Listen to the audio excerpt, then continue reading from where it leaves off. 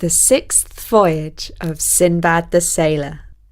Hello, this is Elizabeth, and I'm here to continue the story of the merchant Sinbad and his voyages. The next morning, Sinbad the porter prayed the dawn prayer before setting off for the mansion owned by his namesake, Sinbad the Sailor. The wealthy Sinbad wished the poor Sinbad a good day, and invited him to sit and listen to the story of his sixth voyage. My soul yearned for travel. I had all the riches that anyone could need, but I still loved the satisfaction of making a good deal and adding to my pile of treasure. Besides, living in luxury and comfort has the disadvantage of following the same pattern every day. Like this silk cushion that I rest my arm on. Soft and comfortable, yes, but thrilling, no. Once again, I made the great mistake of packing up my goods and heading to the port of Basra. I boarded a good ship and travelled with other merchants from island to island, trading here and there. It seemed to us merchants that fortune was smiling on us. But then, one day, after a particularly long voyage, the captain came up onto the deck, knelt down on his knees, and began wailing and plucking out his beard, crying out, "Oh, alas, for my children will be orphans!"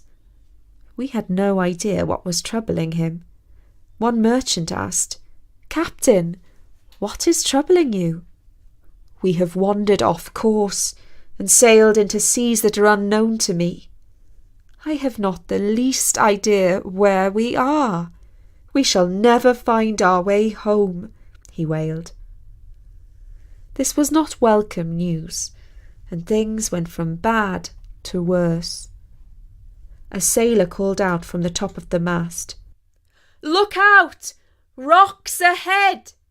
Hearing this, the captain wailed even louder, saying, "No man can prevent what is preordained by fate.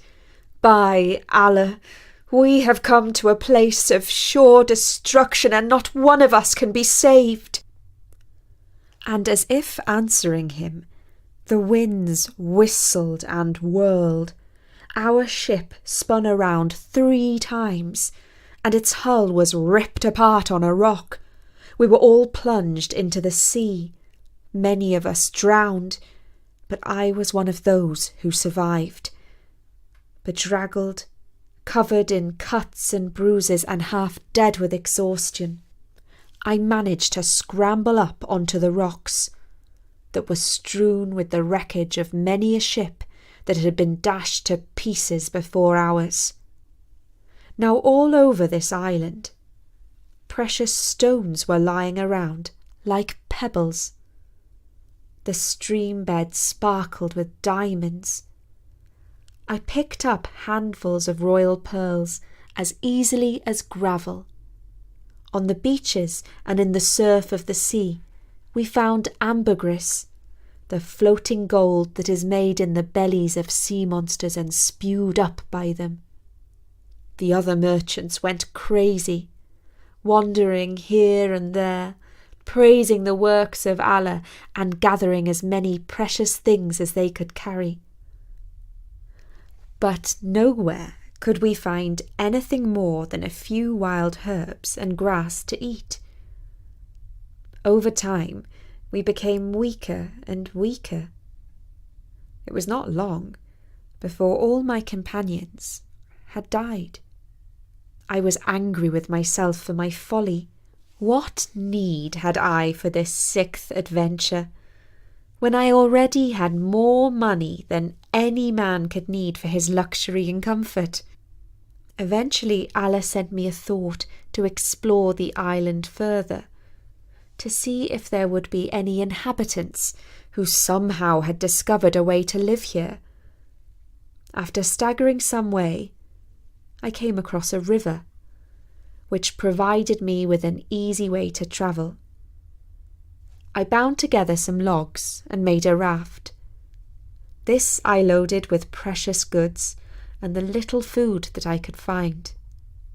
As I set sail, I recited the poem.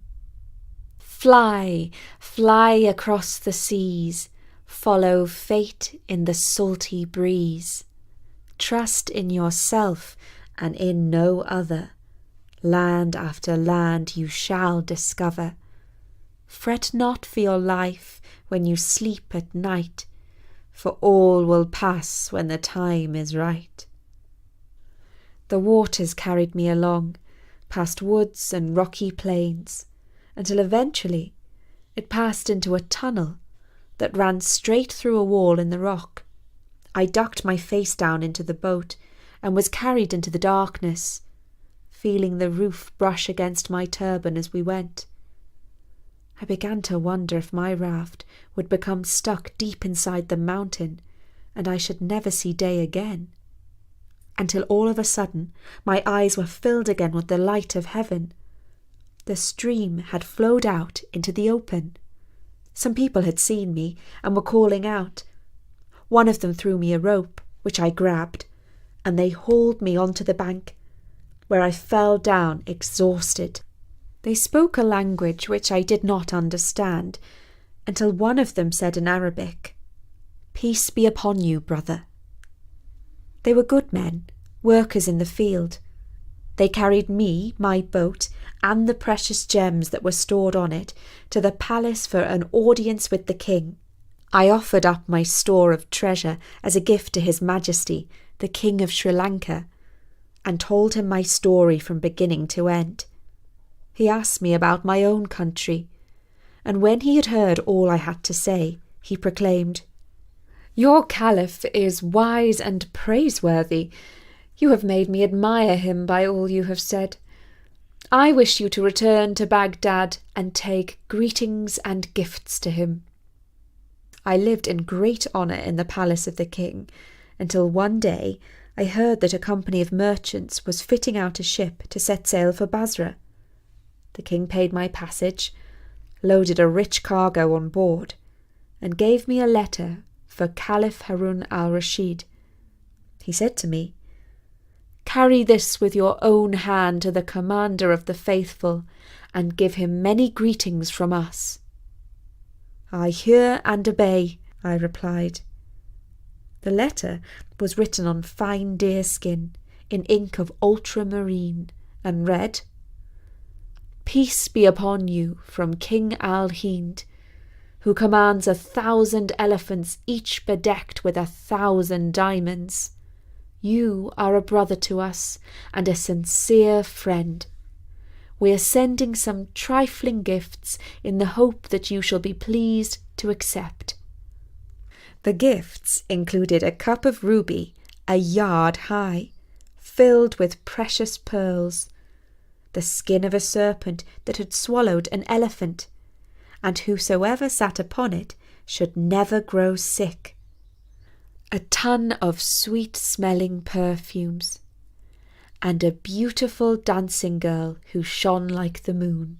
We set sail with a fair wind, and thanks be to Allah, may He be praised and exalted, we arrived safely in Basra, from where I travelled to Baghdad, the city of peace, where I requested an audience with the Caliph. He asked me, "Sinbad, is it true what he writes?" I kissed the ground before his feet and replied, "Majesty, it is true and much more. For state processions, his throne is set upon a huge elephant, and men with golden javelins walk before and after him. He is followed by 1,000 horsemen in gold brocade and silk." The Caliph was pleased with all that I told him, and only permitted me to return to my home after he had bestowed on me many honours, rich gifts, and favours.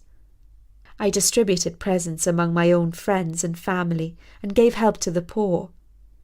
Then I returned once again to my old life of comfort and feasting.